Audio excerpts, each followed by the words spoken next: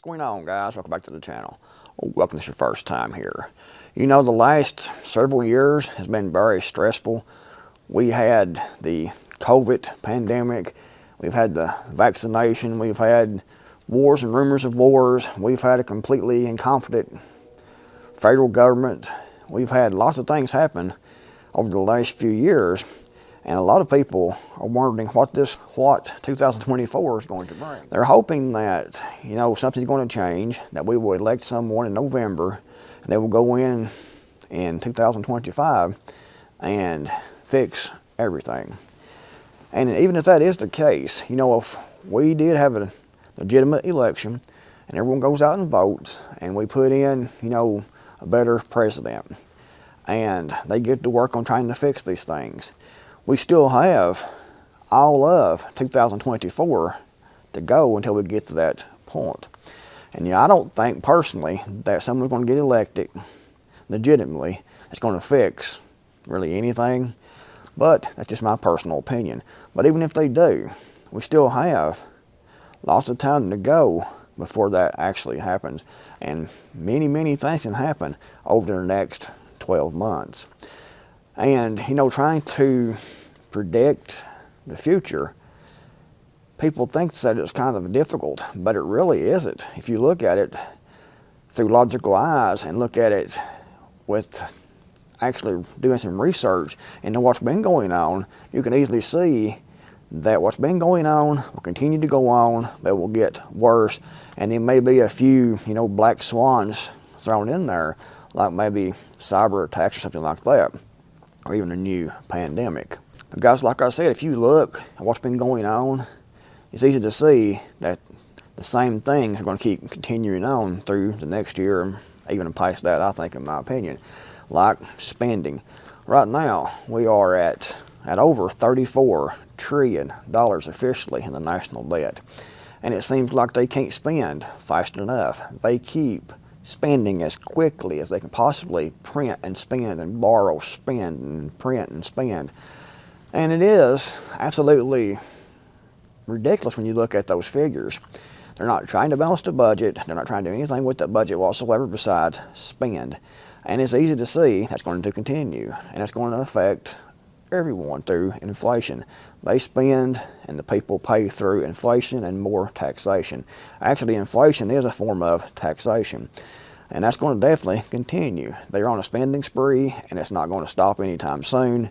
And by the time, I would say 2025 rolls around here in another 12 months, the national debt will increase by probably another 4 or 5 trillion. So we're looking at close to probably $40 trillion in debt, more than likely. That's a lot of debt, that's a lot of printing, and that's a lot of inflation. And I see inflation keep going up. You know, I went to the grocery store the day before yesterday and got 3 little plastic baggies full, when I were leaving full of a few different things, some over-the-counter medications and things like that, and a few groceries and things. But it came to $71 and so many cents in 3 little baggies, and it wasn't maybe 12 items. I mean, it was ridiculous. And when they tell you that inflation is at this low percentage number, we know that's complete, utter nonsense and just lies right to our faces. But, you know, they don't care to lie to our face. They want people to believe that inflation is at an all-time low and spending is at an all-time low, and all this stuff they tell us through the news, through the mainstream media, is just completely opposite of what they actually say. But the spending is going to keep on going. It's going to keep causing more and more inflation. It's going to keep causing more and more people to have a harder time living, making ends meet, and that's definitely going to continue. Another thing that we know is going to continue is the open southern border. They have no intention of closing that southern border off. And the last estimates I saw was that over 250,000 people are coming across that southern border every single month. And that's not going to stop. They have no intention of stopping that. You know, Joe Biden will come out and say that it's those Republicans. He won't give us the money we need to close the border off and for border security. And that's simply not what's happening. They don't want the border closed off. They want that border wide open. And Joe Biden, his thing with getting more money to secure the border is to be able to fund bringing more people through the border, to hire more people on, to put more people on that border, to work more people through more quickly. They had no intention of closing that border up. So how many millions is going to come over that border into the United States over the next 12 months? If you look at 250,000 average every single month coming across for the next 12 months, that is several million people coming across that border, which is more dependence, which means more spending, more crime, more disease, more likelihood to have an actual outbreak pandemic. So the border is definitely not going to close, and spending is definitely not going to slow down. It's going to speed up, in my opinion. Both are going to speed up, in my opinion, over this next year. And guys, over the last few years, all we've heard about is war. War in Ukraine with Russia. This proxy war for the last 2 years, I think it's been now, in Ukraine. We have sent, or the Biden administration has taken money, taken resources from we the people, and sent it to Ukraine to fight Russia. Because if we don't defeat Russia in Ukraine, Russia will be over here next, taking the United States over, taking Europe over. They're going to steamroll through everything. We have to stop them in Ukraine. It's just bullshit. We all know that. It's just an excuse they use to try to justify their continued spending and sending weapons and things to Ukraine. And I don't hear as much about Ukraine as we did, but that's still supposedly going on. I mean, who knows what's actually going on over there? I've not been to Ukraine to see what's going on, obviously. But from what we're being told, it's still going on, and probably will be for the next 6 months to a year or so, maybe. I mean, who knows? But we keep hearing about war. We've heard about possibility of nuclear war over and over again through people talking about that. We've had nuclear drills and things in different places. Russia had a big drill with the population to see if they could get those people in the bunkers and stuff, and that was reported here in their news. So to keep everyone on edge, to keep everyone occupied and worried about this, and it is, in my opinion, an actual threat. But it's really as big a threat as we think that it is. And now, we have this war going on between Hamas and Israel. And it's like the United States is going everywhere they can to try to get more chance of a war actually starting with the United States and say Russia or Iran. And we also hear about China now saying they're going to take Taiwan in 2024. So what's the United States going to do about that? Nothing, I don't think, as far as actually being able to stop it. But they might get a war started, but I don't really think they will. I think that China will take Taiwan, and the United States isn't going to do a damn thing about it, in my opinion. So, because they aren't capable of doing anything about it with China. Plus, China is a nuclear power with hypersonic nuclear weapons capable of striking the United States. But also, the United States and China seem to be actually like this, as far as the politicians goes and everything like that. So they're pretty close and together. It seems in China owns the United States, a lot of the United States. Loud vehicle. I don't know why anyone would want to take and get pipes like that to make noise. It don't make no sense to me. I'm going to pass by here in a minute and finish this video up. But we keep hearing about war. And whether or not we actually get into a war, I don't know. But it's obvious the United States keeps trying to poke and prod and trying to get a war started. And I think that's because they want to hide the fact of the economy crashing, the dollar crashing. And I think they want to hide the fact of some things that's happened over the last couple of years. They want to hide the fact about that too, and all the stats that's coming out about that and what that actually caused. So they're going to keep pushing for war, and we might just get, a third world war. It might be what they want, to lower the population even more, to hide their financial crimes, to stay in power. I mean, who knows at this point what they're going to do. But it's obvious that we keep hearing about wars, and they keep pushing for war. And, who knows what's going to actually happen on that front. Hopefully nothing, but it remains to be seen. And like I said, we still have another 12 months to go, probably more than that, but 12 months before this next election, or people think someone's going to get elected to fix everything. But, the United States, we import pretty much everything. The only thing the United States exports is currency and war. It's all we pretty much all we export. And there's a few exceptions, but that's the main exports of the United States is currency and war. But, you know, when you have war, you have supply chain issues. So, you know, if the war does break out, we'll have major supply chain issues. However, also, you know, if China takes Taiwan, those chip manufacturers may get hit. Those chip manufacturers may not be able to produce all those microchips.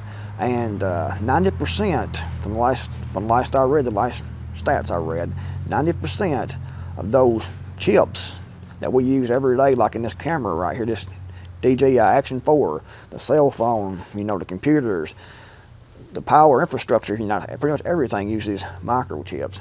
And 90% of those are made in Taiwan.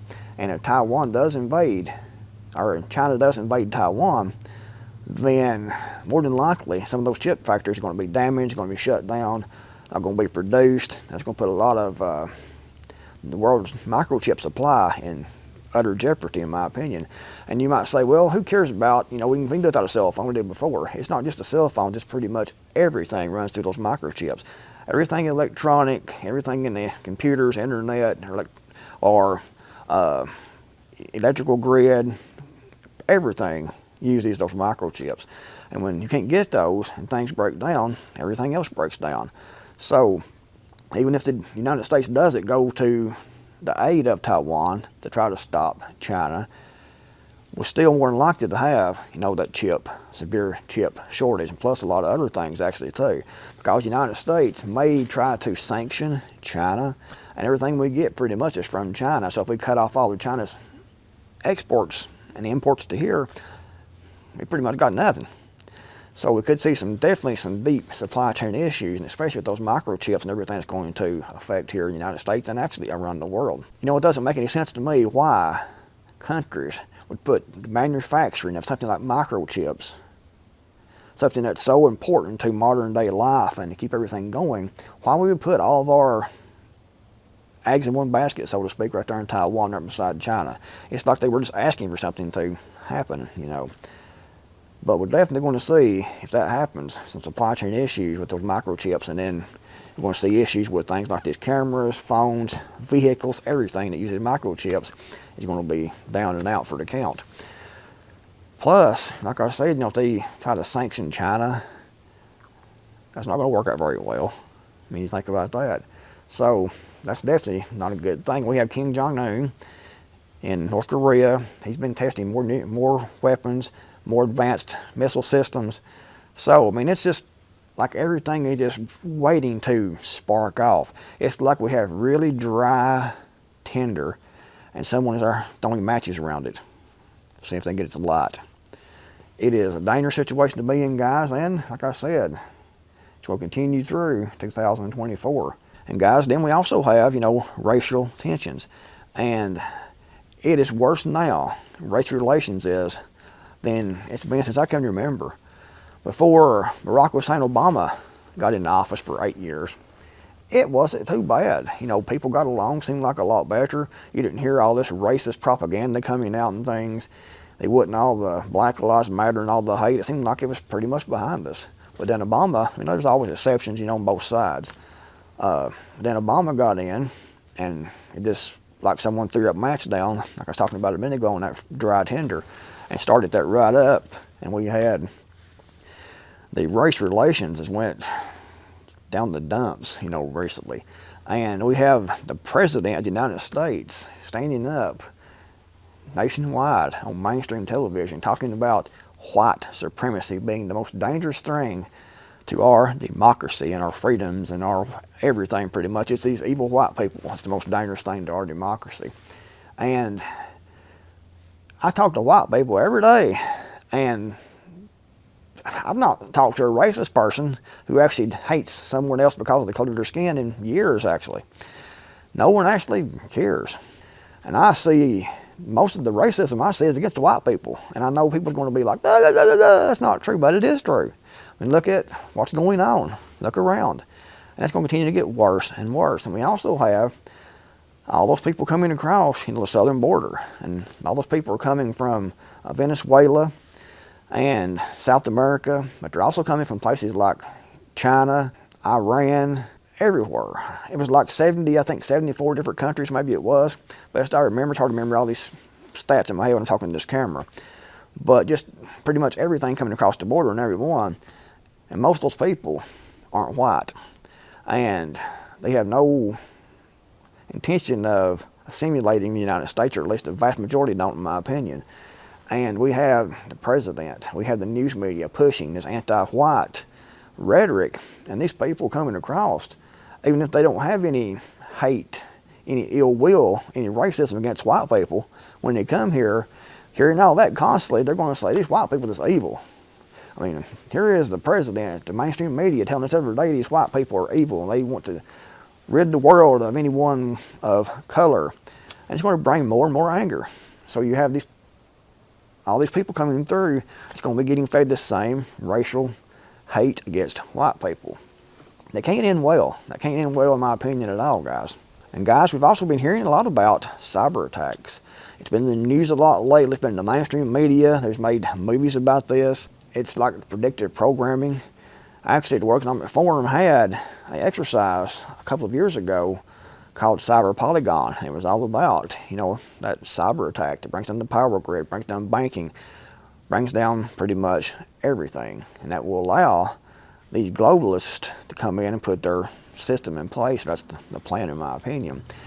So, a lot of people are saying that 2024 is going to be the year we have these major cyber attacks. Plus, it's getting close to election time, and who knows how that cyber attack is going to play out in this next election. But also, like I said, they've been talking about this, pushing this narrative, and it's like predictive programming. They always do this. They've done the same thing with the pandemic. They pushed the narrative, they brought out some movies and things, they talked about this, they had exercises, and then all of a sudden, pow, we had a major global pandemic, or so we're told. So they've been doing the same thing about the cyber attacks. And I think we're going to see more and more of those in 2024. And who knows, they could be major. We saw some of these before that shut down some things, they got it back up. But what if, we had major cyber attacks that shut everything down for months? I mean, just imagine that. And I don't know if it's going to go that far or not, but who knows, it definitely could in 2024. And we've also been told by Bill Gates that there's going to be another pandemic, that there's going to be, said the first one might not have got our attention, but the second one definitely will, he said, or something to that effect. I'm paraphrasing here. But he just came out and said there's going to be another pandemic. They've also said this pandemic is going to affect the children more. So how do they know? I mean, how do they know it's going to happen?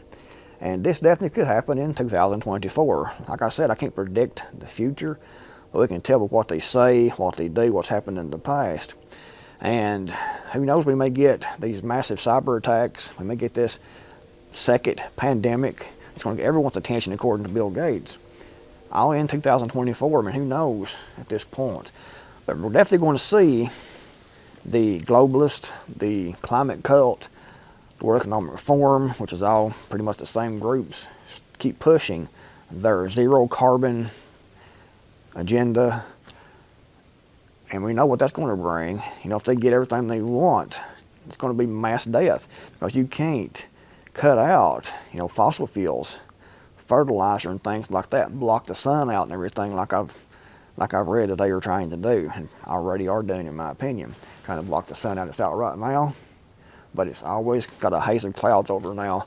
And I remember just a few years ago, the sky was usually blue. I could go out at night and I could see, the stars. I could see the moon. I could see shooting stars sometimes. It was a beautiful, beautiful sky. And that's just been a few years ago. Now, you go out at night, at least around here anyways, it's always clouded over. And I think that's part of the climate agenda, where they're trying to block out the sun. But if you cut out, fossil fuels, diesel and things that runs tractors, machinery, farm equipment, fertilizer, chemical fertilizers, just cut those two out. Not counting, natural gas for heating and things like that. I mean, if you just cut out the fertilizer and the fossil fuels, and the diesel that the people use in the tractors to keep these big fields tilled and to plant these big fields and to harvest and everything, if you cut that out and try to do it organically, you can't. That's going to equal mass famine. And in fact, I read, I think it was maybe on an article on Infowars.com, I think that it was. But the prediction was that if they got their zero carbon emissions, that it's like 95% of the world's population will be dead in 2 years. I mean, that is massive. But in my opinion, that's part of what they want to do. They want massive depopulation. But anyways, guys, let me know what you think in the comments below. What do you think is going to happen through 2024 and 2025? How do you think it's going to turn out? Let me know in the comments what you think.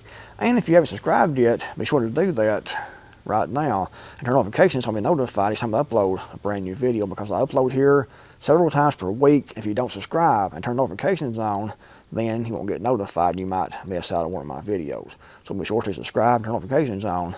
Greatly appreciate it. Thanks for watching. I'm the Creekmore Mountain. I'll see you all in the next video, hopefully.